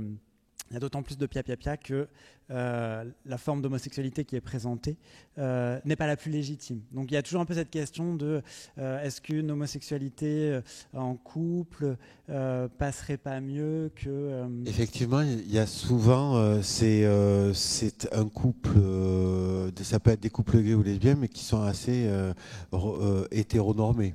Voilà, et ça se peut, mais il y a des exceptions, j'en connais, okay. Et où vraiment c'est vraiment c'est assez étonnant de l'acceptation, parce qu'il y a cette curiosité qu'ont les gens et cette folie qu'ils amènent, certes, alors je dis folie dans le bon sens du terme, cette folie et ce grain magique aussi qu'ils amènent dans ce milieu rural, qui ils entraînent les gens. Moi, alors c'est pas dans la Haute-Garonne, c'est un Lot. Il y a eu une Pride dans un village de 200 habitants, et avec un char d'enfants et un char d'adultes. Wow. Et ils sont passés dans un camp de manouches. Et alors c'est risqué parce que voilà, et ça s'est super bien passé. Alors, et après je réponds à ta question. Juste, ça me fait penser. En fait, tu corrobores, on va dire, qualitativement, ou en tout cas dans le vécu, des données qui m'avaient un peu surprise dans l'enquête, parce qu'en bon sociologue qui aime bien les grosses variables lourdes, je me suis dit, rural-urbain, ça va être très clivant sur la sociabilité et le nombre de fréquentations. En gros, il y avait des questions sur est-ce que vous fréquentez tous les jours, souvent, rarement, jamais, une question sur les gays, LG, une question sur les bi, une question sur les trans. Répété. Et en fait, j'ai été assez surpris de voir que la dichotomie, c'était par ville, par taille d'agglomération, mais donc du coup, on allait jusqu'à des bourgs ruraux. En fait, c'était une variable qui n'avait pas d'effet. Et moi, en bon vieux sociologue, j'étais assez surpris. Et là, du coup, tu corrobores de ton point de vue, on va dire un peu de terrain, ce non-effet alors que typiquement sur le sexe, enfin la variable du sexe, la variable du positionnement politique avait des effets. Donc en gros, les femmes fréquentent plus souvent que les garçons des personnes LGBT, etc. Et j'en viens du coup à ta question sur les leviers, puisqu'on est sur un timing.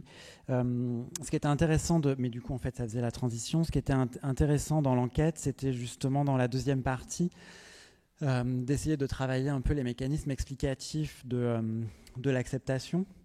Et ce qui ressortait, c'était notamment cette variable de fréquentation des LGBT, où en gros, plus on en fréquente, moins fortement est intégrée l'hétéronormativité, enfin en tout cas l'hétérosexisme dans l'enquête. Donc en gros, plus on en fréquente, mieux c'est, quoi. Que ce soit pour les acceptations de coming out en famille, bon slogan. ou que ce soit sur l'échelle d'intériorisation de l'hétérosexisme. Du coup, ce qui rejoint ce que tu disais et toi aussi, sur la question de la banalisation et en fait finalement de la présence sociale de ces individus et de ces groupes dans les médias que tu évoquais tout à l'heure. Combien on en voit et comment on les voit, qu'est-ce qu'on représente dans la sphère artistique et culturelle, la place que ça peut prendre, tout en rappelant, et ça je ne l'ai pas dit du coup, mais ça m'y fait penser maintenant, donc là c'est la question de la banalisation qui pourrait être, et de la présence sociale de ces individus et de ces groupes qui paraît importante pour avancer. Et en même temps, dans l'enquête, ce qu'on voit aussi, c'est que les opinions sur les questions qui prennent l'LGBTI comme un groupe social sont des questions qui reçoivent moins de réponses positives. Donc, par exemple, typiquement, il y a une question qui demandait est-ce que vous pensez qu'aujourd'hui, on en fait un peu trop pour ces minorités ? Et là, on est à 40% de oui. Alors que, comme je disais tout à l'heure, sur les questions de valeurs un peu plus larges ou d'acceptation en famille, on était aux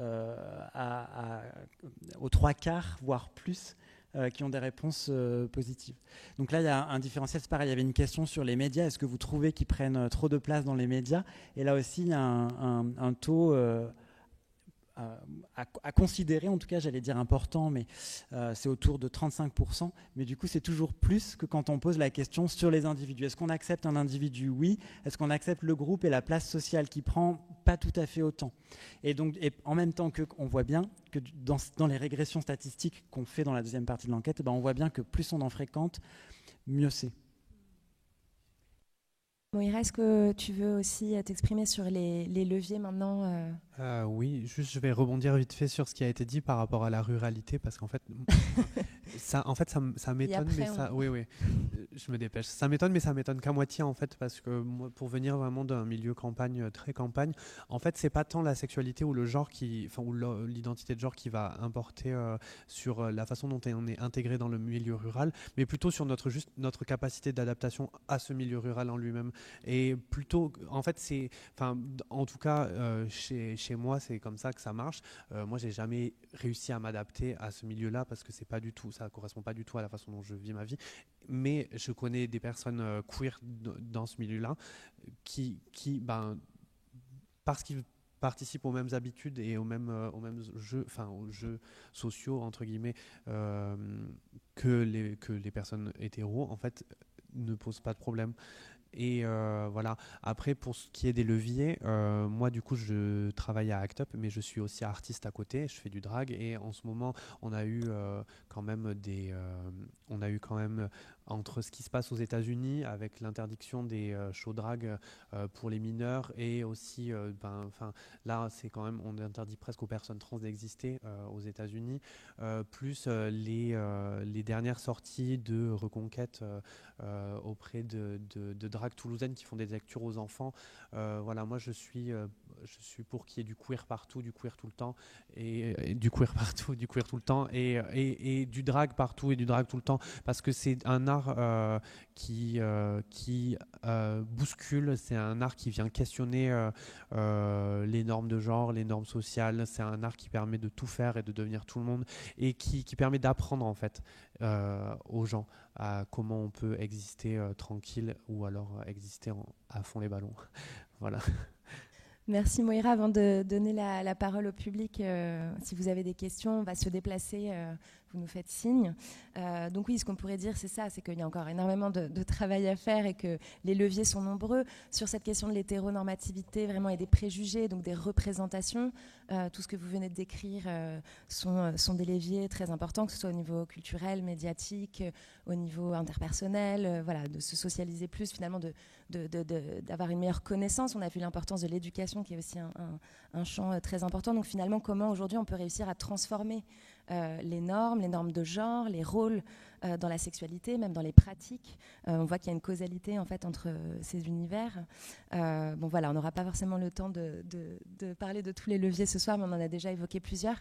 On va laisser la parole au public pour continuer le débat. Merci.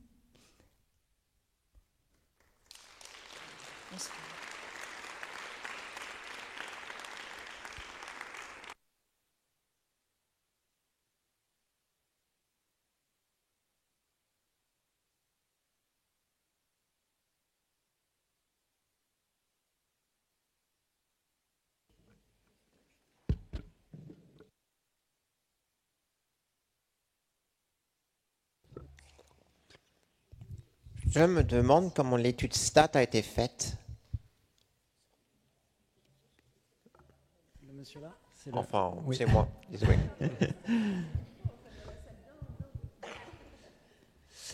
On prend plusieurs questions d'affilée, ouais. Je réponds d'abord ? Mais bien sûr. Ok. Merci. Oui. Non, oui, ok. Je vais répondre à votre question du coup. Sur l'étude STAT, donc, elle a été faite par l'Institut Harris Interactive, donc c'est par panel. Donc c'est des gens dont ils ont déjà les contacts et après ils fonctionnent par quota pour que ce soit représentatif sous l'angle du sexe, de l'âge, des catégories socioprofessionnelles et des tailles d'agglomération. Je ne crois pas qu'ils mettent d'autres variables. Et du coup, là, c'est un échantillon de 2045 répondants et répondantes. Merci. Juste si vous permettez, cette soirée est enregistrée et va donner lieu à un podcast. Si vous parlez dans ce micro, ça ne sera pas enregistré. Donc, c'est avec ce micro qu'il vaut mieux poser vos questions. Voilà. Ok. Bonsoir à tous et à toutes. Merci pour vos interventions. Je voulais revenir sur la question donc, des leviers pour progresser donc, sur ces questions de lutte contre l'hétérosexisme et les discriminations de tous ordres. Vous avez à un moment donné souligné le rôle de l'école et la sensibilisation des personnels d'éducation nationale notamment. Je voulais revenir sur peut-être le différentiel qui pouvait être mesuré entre la communauté de parents qui font également partie de l'école telle qu'elle est définie aujourd'hui et donc comment est-ce qu'on pourrait finalement, lorsqu'on a parlé également de la différence qui peut être induite à l'école entre les représentations qui viennent de la famille et les représentations de l'école, que ce soit pour le meilleur comme le pire, parce que voilà, l'école peut troubler les représentations qu'on a ou bien au contraire les élargir, donc tant mieux ou tant pis, mais comment faire en sorte que les parents et tous les personnels qui interviennent à l'école puissent intervenir de façon coordonnée pour lutter contre les discriminations, parce que les professeurs font déjà un travail formidable, les parents aussi, mais pas forcément toujours de concert. Donc comment peut-on intervenir là-dessus si vous avez des informations?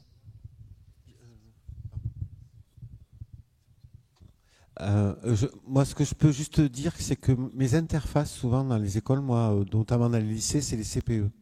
On les oublie tout le temps, ils sont toujours mis à part et ils font un boulot énorme de relationnel avec l'extérieur et en intérieur entre tous les strates en fait hiérarchiques de l'établissement. Et après le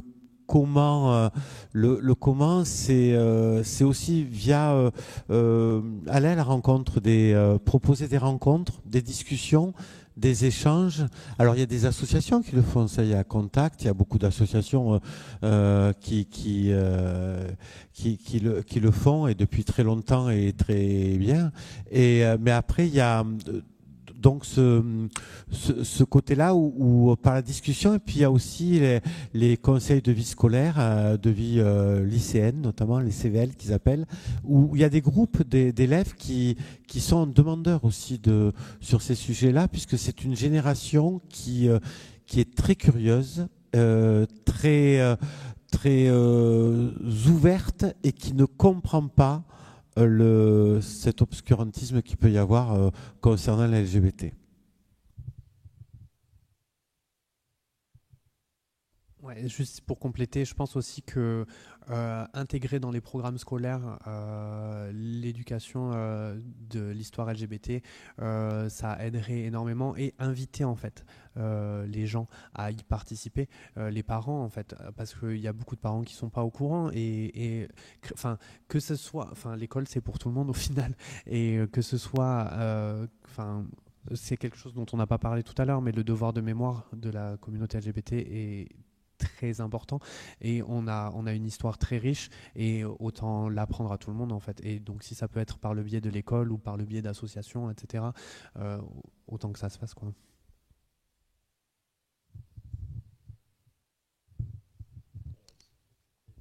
Ok, bon, je vais poser mes autres questions.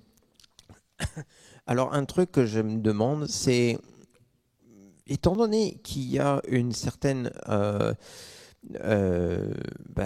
quand on est malade, normalement, la personne est censée recevoir de l'empathie pour qu'elle aille mieux. Alors je me demande pourquoi est-ce que la pathologisation trans ou intersexe cause de l'intolérance au lieu de l'empathie.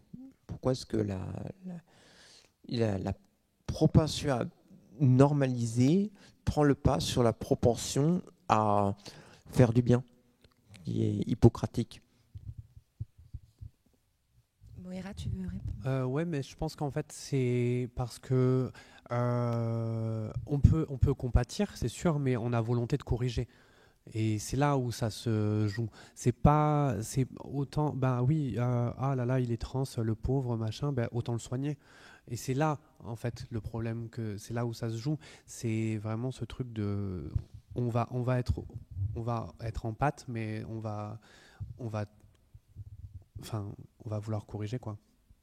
Corriger plutôt que comprendre.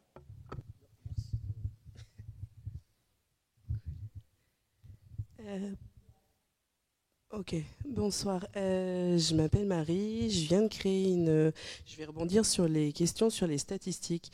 Je viens de créer une association qui s'appelle Afroqueer. Donc, elle a son collectif qui va créer du coup un char pour cette année. Donc, je reverrai Jérôme après. La grande question, c'est qu'est-ce qui s'est passé pendant vos statistiques? Est-ce que vous avez croisé des personnes racisées qui ont pu répondre à ces questions-là? Enfin, comment expliquez-vous qu'il n'y a pas de statistiques sur ces questions-là? Oui, alors en fait, en France, on n'a pas le droit de poser la question. Donc, du coup, on ne peut pas identifier. Alors, la seule moyen d'identifier des personnes afrodescendantes ou avec des origines d'ailleurs, c'est de passer par où est-ce que vous êtes né, où est-ce que vos parents sont nés. Enfin, faut regarder dans par exemple, je peux vous donner un nom. Donc, un spécialiste de ces questions-là en France, c'est Patrick Simon. Donc, il est à l'INED. Je pense que sur le site de l'INED, vous trouverez des petits trucs explicatifs. Après, là, du coup, pour la CNCDH, ça n'a pas du tout été posé dans l'enquête. Donc, on n'a aucun moyen d'identifier les personnes racisées dans l'enquête. C'est l'enquête trajectoire et origine que vous pouvez regarder sur le site de l'INED qui a été réalisée avec l'INSEE. On en est au 2e volet. Oui. Et c'est un peu un moyen de contourner l'absence, entre guillemets, de statistiques ethniques. Mais pour les démographes et les chercheurs, finalement, ils arrivent à avoir des données qu'on pourrait qualifier d'ethniques. Parce qu'en fait, en traversant, en interviewant les gens sur leur origine ou leur parcours, on arrive quand même à récolter des informations. Mais c'est vrai qu'elles ne sont pas ouvertement nommées comme telles, comme ça peut être dans les pays anglo-saxons. Et du coup, donc un travail peut-être avec les associations, il doit sûrement en exister sur Toulouse ou même dans la Haute-Garonne. Et ça serait peut-être intéressant pour vous, peut-être pour la suite ou... Ouais. Dans quel sens vous pensez ? Notamment pour comparer du coup ce que vous avez fait là en 2023 et du coup l'année prochaine par exemple. Et vous voulez dire faire passer un questionnaire ? Un questionnaire, via les assos. Oui, carrément, voilà. Oui. Après, si je réponds du point de vue statistique, là où on aura un problème, c'est qu'on appellera ça en fait un échantillon de convenance. Et du coup, pour le raisonnement statistique, ça pose des questions de représentativité. Moi, c'est personnellement, étant sociologue des homosexualités, je travaille et j'ai envie de travailler statistiquement sur des minorités. Donc, quand on s'intéresse à ça, on trouve toujours des moyens après, on recale avec des enquêtes nationale, etc. Mais du coup, ça peut facilement être décrié. Mais c'est tout... Bon, après, ça peut être dire que l'échantillon est un échantillon associatif et donc du coup garder à l'esprit que la population dont on parle, c'est une population associative. Après, là, du coup, la CNCDH, ils avaient vraiment, donc encore une fois, c'est pas mon enquête ou c'est pas mon projet de recherche, j'ai été en gros consultant pour la CNCDH et eux, ils avaient besoin d'une enquête représentative et la question de l'appartenance ethnique, du coup, n'était pas trop dans leur... Néanmoins, ils ont, je sais pas si vous savez, mais du coup, chaque année, la CNCDH, ils sortent un rapport sur, en gros, l'équivalent de ce truc-là, mais annuel, sur la question raciale et la xénophobie, que vous pouvez aller consulter, ils sont en ligne. Sur l'association, appelez-moi et on prend rendez-vous, on discute un petit peu de votre asso si vous voulez. Je suis responsable des chemins de la République. Ok.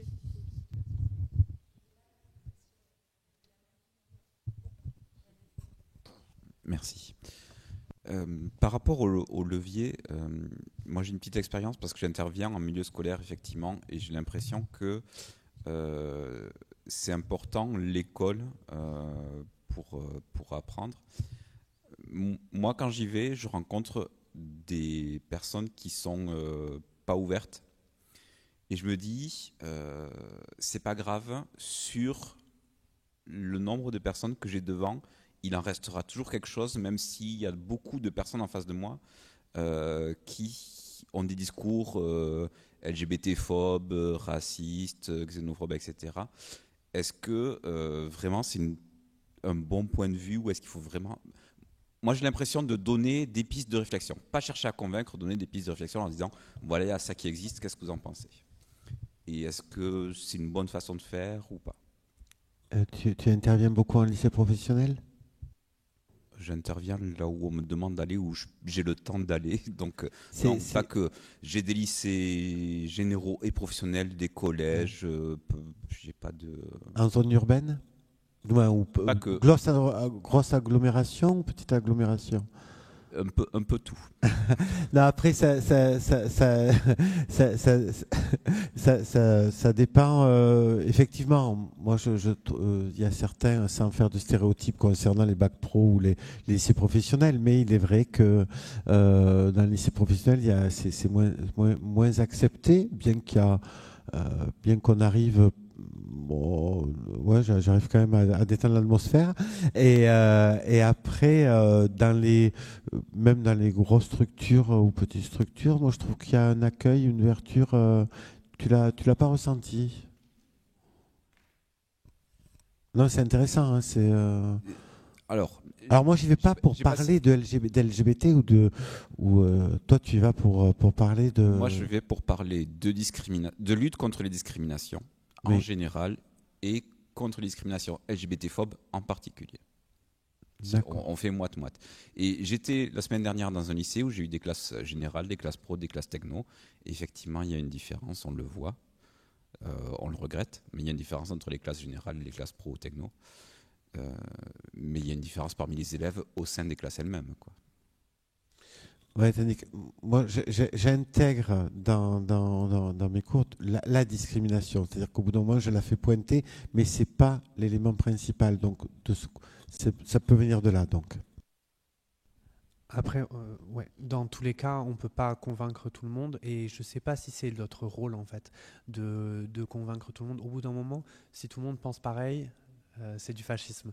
On n'est pas. Enfin, il faut quand même qu'il y ait des gens qui remettent en question, parce qu'il ne faut pas dire oui à tout le temps, même si ça ne veut pas dire que. Enfin, je dis pas qu'il faut discriminer, hein, loin de moi cette idée, mais forcément il faut des personnes. Enfin, il y aura des personnes qui ne sont pas d'accord et il n'y a pas de formule magique en fait pour faire accepter les LGBTI à tout le monde. Après, je pense que être confronté au réel, en fait, être confronté à des vraies personnes qui existent et qui font pas de mal, ça ne peut pas faire de mal à personne, quoi.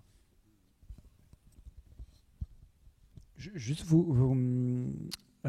quand vous parlez de ces résistants, enfin aux fermetures, vous pensez aux élèves ou au personnel éducatif? Les élèves. Je vais juste répondre à partir peut-être de témoignages que j'ai recueillis ou quoi. Et du point de vue du coup des personnes LGBT, je pense que c'est un levier qui est super important. En fait, je me dis, est-ce que votre question c'est dans quelle mesure nos actions elles ont vraiment un impact, quoi, c'est ça ? Parce qu'en fait, du point de vue des personnes qui sont concernées, en fait, ça reste essentiel. Et que, comme dit Moira, la question n'est peut-être pas tant d'arriver à convaincre tout le monde, que aussi d'arriver à faire se sentir à l'aise des jeunes qui sont en questionnement. Et en fait, là, les interventions, à un moment donné, je m'intéressais à SOS Homophobie, qui font des interventions au milieu scolaire. Et en fait, ces interventions-là, pour les jeunes qui sont concernés, elles sont fondamentales, en fait. Même s'ils ne le ressentent pas, c'est aussi de la répercussion à moyen terme. Mais ce que tu entends à 13, 14 ou 15 ans, chez certains, ça va avoir un déclic tout de suite. Chez d'autres, ça va être 4 ans après. Mais ça reste un déclic super important, en gardant à l'esprit que si du point de vue des stats, dans les enquêtes représentatives de la population qui identifient, en tout cas pour les trans, on ne sait pas trop du coup, mais pour les LGB, c'est entre 2 et 5% de la population. C'est possiblement sous-estimé, mais ça veut dire que tous les 100 élèves devant qui vous allez vous présenter, il y en aura 5. Vous allez leur changer la vie en fait. Et pour ces 5-là, qui après du coup feront un coming out au lycée, et du coup les autres camarades, les pères un peu relous, qui jouent à la console et font des commentaires un peu nazes sur jeuxvideo.com, ils pourront peut-être changer d'avis quand leur pote, parce que vous lui aurez parlé, qui vous aura entendu parler, il aura fait son coming out. Merci. Oui, bonsoir, Nicolas Roudergue, je suis président de l'autre cercle Occitanie-Pyrénées. Alors, c'est pas vraiment une question que j'ai, c'est plus un témoignage. L'autre cercle accompagne les employeurs sur l'inclusion des LGBT+ en entreprise et en collectivité. Donc propose à ces employeurs une charte d'engagement LGBT+. Et ce qu'on constate, nous, sur les études qu'on mène, c'est que les employeurs qui ont déployé, qui ont signé cette charte d'engagement LGBT+, en fait, permettent une meilleure inclusion des LGBT et notamment, en fait, quand il y a un signal fort qui est donné de la part de la direction sur cette question d'inclusion, derrière, en fait, il y a un potentiel qui est, un potentiel par rapport aux salariés, un potentiel qui est plus grand. On dit souvent que quand on est LGBT et qu'on se cache, on passe 30% de notre temps à cacher qui on est, et ce potentiel, ces 30% de temps qu'on met à cacher qui on est, derrière, on ne le met pas à faire notre tâche dans l'entreprise. Voilà, donc dans les leviers, accompagner les entreprises et proposer cette charte d'engagement, ça peut être un levier intéressant. Voilà. Merci beaucoup. C'est vrai qu'on n'a pas eu le temps d'aborder, comme je disais tout à l'heure, tous les champs. Et on a peut-être un peu moins parlé du milieu professionnel, mais bien sûr, c'est fondamental. Et merci beaucoup pour ces informations.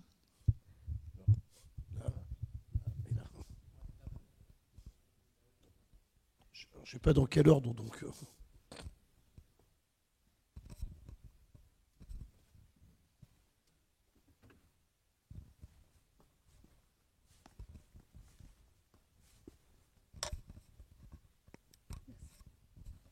Moi, j'ai une question un peu plus pratique et un peu plus technique pour la vie courante. Dans la vie, ça m'arrive des fois de ne pas savoir quel pronom utiliser auprès d'une personne. Et je voulais juste savoir comment faire, parce que du coup, ça devient très gênant, ce genre de conversation, quand on ne sait pas si c'est il, si c'est elle, si c'est yel. C'est un peu... Donc, juste savoir ce qu'il faut dire, en fait, au final, juste. En fait, c'est pas si compliqué que ça. Déjà, tu peux écouter la façon dont la personne, elle se genre. Parce que quand on parle, on parle toujours, on se genre tout le temps, quoi. Donc tu peux déjà écouter la façon dont la personne elle parle, et après si vraiment ça te pose question, tu peux lui demander gentiment qu'est-ce que c'est tes pronoms. Après, je sais que pendant assez longtemps, on disait qu'il fallait toujours demander les pronoms aux personnes quand on savait pas, machin, etc. En fait, si tu demandes à la seule personne que tu as identifiée comme étant une personne trans ces pronoms, ça peut poser problème, parce que oui, en fait, tu montres que tu as bien... tu montres que tu as bien vu qu'elle était trans et du coup ça joue un peu dans l'exclusion, mais juste écoutez comment les gens y parlent en fait et intéressez juste vous à comment on se présente en fait, parce que au final ça s'entend.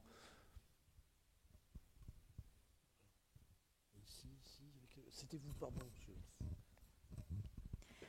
Bonsoir, merci pour votre conférence. J'avais 2 questions. La première, c'était au sujet de l'école. Donc, vous avez parlé d'initiatives d'associations pour des initiatives de sensibilisation.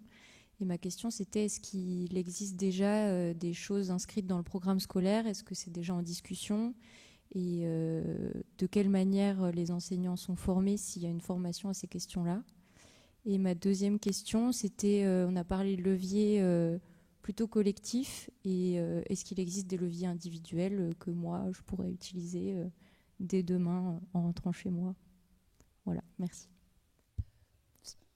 Y a-t-il un enseignant dans la salle avec un Là, programme scolaire?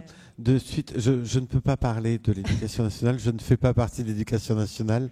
Peut-être, oui, tu en fais partie, donc oui, c'était plus à même que moi d'en parler.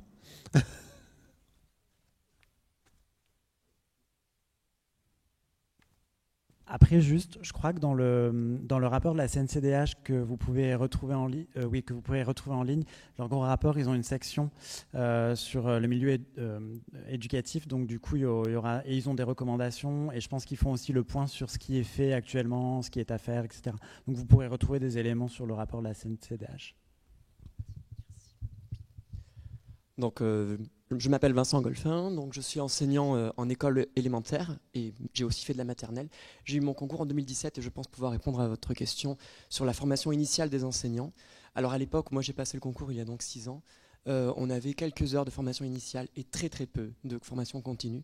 Donc après, ça va être sur notre temps à nous, si on s'intéresse, voilà, comme là, à des événements présentés ou soit dans le cadre associatif, soit dans le cadre des actions aussi présentées par la mairie, puisque c'est la mairie qui est aussi avec notre partenaire privilégié dans les écoles. Donc voilà, on a très peu de formation initiale, c'est au bon vouloir et aussi à la besace de l'enseignant qui est un peu multitâche de faire son travail quand il s'agit de concevoir des activités qui aident les enfants à progresser là-dessus. Mais globalement, on remarque quand même que les personnels manquent parfois soit de connaissances, soit de sensibilisation. Et on parlait tout à l'heure avec monsieur de comment faire son coming out, voilà, dans le monde du travail. C'est d'autant plus difficile quand on est fonctionnaire et qu'on représente un État qui se veut neutre. Et par ailleurs, je rajoute que la formation initiale concernant les phénomènes de lutte contre les stéréotypes de genre ou l'inclusion de l'histoire LGBTI, comme on en a parlé, vont drôlement dépendre aussi du cadre politique qui est celui de l'éducation nationale et que donc tout n'est pas permis. Par exemple, les lectures drag, y compris dans le monde du lycée, ne vont pas être possibles. Donc moi je connais des collègues du secondaire qui essaient d'organiser des événements culturels qui sont facultatifs, qui ne sont pas dans les programmes et qui se retrouvent entravés pour des questions de correction de l'image qu'on veut donner à l'établissement aussi. Et c'est cela qui fait qu'on se heurte à des classes qui parfois ne vont pas pouvoir s'emparer pleinement de ce que les associations ont à proposer. D'où l'importance d'inclure les parents, car c'est quand les parents s'impliquent finalement que la coéducation est possible et qu'à ce moment-là, les politiques peuvent changer. En fait, si les parents font cet effort-là de vouloir améliorer le quotidien de l'expérience de leur enfant à l'école, finalement, le gouvernement et les programmes en fait, vont changer, les possibilités de l'école vont être décuplées et l'ouverture d'esprit va être favorisée. Donc voilà les possibilités qui sont devant nous, quoi. Après, dans certains lycées, je crois qu'il y a quand même des référents sur les questions LGBT, mais je ne sais pas si c'est dans tous. Pour ta deuxième question, après, on a un annuaire associatif, c'est aussi d'aller dans des associations. Certaines associations ont créé des outils pédagogiques, donc qui sont des jeux. Alors, je sais que l'autre cercle en a fait un. Après, il y a d'autres associations qui l'ont fait, qui sont des jeux style comme des triviales en fait, ou qui est une possibilité aussi d'amener le sujet lors d'une soirée entre amis. Voilà. Et puis il y a des films, puis il y a des livres, des lectures, des auteurs classiques aussi qui ont parlé de ça avec des mots sous-entendus. Si je peux compléter, je pense aussi que, rencontrer des personnes queer pour de vrai, ça aide parce qu'on est confronté en fait au réel du vécu de qu'est-ce que c'est être queer, et toujours s'éduquer en fait, chercher à apprendre, à mieux faire, à comment on peut être un ou une bonne alliée en fait. C'est aussi écouter la parole des concernés, et qu'est-ce que tu peux faire demain. Ben voilà, c'est ça, c'est rejoindre une association et t'impliquer dans la lutte contre les discriminations, la lutte contre le sida, enfin des choses comme ça qui touchent, qui sont le réel en fait des personnes queer. Bonsoir. J'aurais une remarque et j'aurais une question sur les méthodes d'enquête. Sur la remarque, en fait, c'est que j'ai le sentiment qu'on est parfois face à une norme qu'on a citée tout à l'heure, alors hétéronormée ou normée en général, une norme qui peut être théorique, stéréotypée, et j'ai l'impression que parfois même elle ne convient peut-être à personne. C'est-à-dire qu'on est face à un idéal et quelque chose qui, au final, est plutôt quelque chose qui va limiter tout le monde. Là, on a mis un petit peu l'accent sur certaines populations LGBTQI+, mais est-ce que finalement, c'est pas tout le monde qui peut se retrouver un petit peu enfermé là-dedans? Je pense au film Guillaume et les enfants à table, où finalement tout le monde pense que Guillaume est un garçon gay, et en fait, pas du tout. Et donc, en fait, je me dis, est-ce que c'est pas plutôt la gifle qui prend la forme de celui qui l'inflige, pas de celui qui la reçoit? Autrement dit, l'acte de discrimination, elle s'applique à une personne qui est réputée discriminable parce qu'elle ne plaît pas, parce qu'elle est réputée ne pas convenir.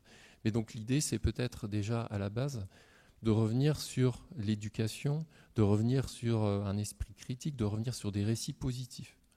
Je pense à l'écologie, je pense à la lutte contre les discriminations. Il y a beaucoup de sujets où on a, j'ai l'impression, je vois une tendance à disqualifier, décrédibiliser tout ce qui est en dehors de cette norme et qui nous limite en fait. Donc comment arriver, et c'est ça ma remarque, comment arriver à des récits positifs qui soient adaptés à l'âge?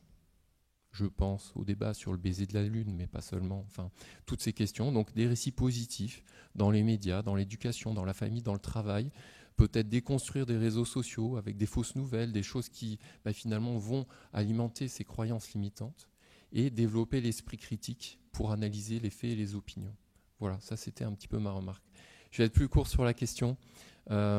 Sur la question, en fait, c'est par rapport aux méthodes d'enquête. Moi, j'ai vu des chiffres. Réduire la réalité des chiffres, ça va être un petit peu difficile. J'ai entendu beaucoup de pourcentages. Question, est-ce qu'il y avait des possibilités aussi d'avoir, au-delà des chiffres, les répondants pouvaient-ils avoir des commentaires? Est-ce que vous avez pensé à des focus group pour pouvoir aller un peu plus loin, donner du qualitatif? Ou est-ce que malheureusement, on reste, de mon point de vue, sur un constat qui reste sur des pourcentages très macro et qui finalement ne permettent pas forcément d'avoir le quotidien du vécu des personnes. Donc comment est-ce que vous avez travaillé là-dessus? Peut-être, voilà.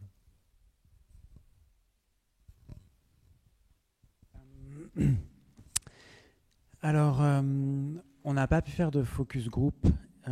Après, du coup, ils avaient un budget à la CNCDH, donc c'était pas... Et ils étaient plutôt... c'était plus facile de faire un sondage. Néanmoins, ils voulaient intégrer, à la fin du questionnaire, il y avait 3 photographies qui étaient présentées aux répondants.